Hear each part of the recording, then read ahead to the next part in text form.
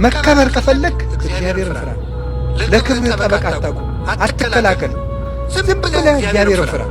እግዚአብሔር ራሱ ያከብርሃል፣ ከፍ ያደርግሃል። ሰዎች ጉድጓድ ቆፍረው ተራራው ሊናዱብህ፣ እግዚአብሔር ተራራው ጫፍ ላይ አቁሞ ከፍ ብለህ እንድትታይ ያደርጋል። እግዚአብሔር ይሄን ያደርጋል።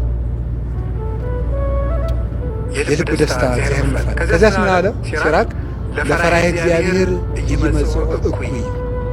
እግዚአብሔርን የሚፈራ ሰው በዘመኑ መከራ አይመጣበትም። መጽሐፈ ሲራክ ምዕራፍ 36 ቁጥር 1። እግዚአብሔርን የሚፈራ ሰው ክፉ ዘመኖችን ያመልጣል፣ ወይ ከክፉ ነገር አይገባም። እግዚአብሔር እንዳይገባ ይጠብቀዋል። ካልሆነስ የመጣበት ክፉ ነገር እንዳይጎዳው ያደርጋል። የአክሊል መቀበያ እንዲሆንለት ያደርጋል። ለምሳሌ ቅዱስ ጊዮርጊስ በመንኮራኩር ተፈጭቷል። እግዚአብሔር ስላልፈራ ነው ክፉ ነገር የመጣበልን ነው አይደለም። እግዚአብሔርን የሚፈራ ሰው የማይጠቅመው መከራ አይመጣበትም። የመጣለት መከራም ካለ ለምን ይሆነዋል? ለዘውድ ይሆናል። እግዚአብሔርን መፍራት ከመከራ ያድናል።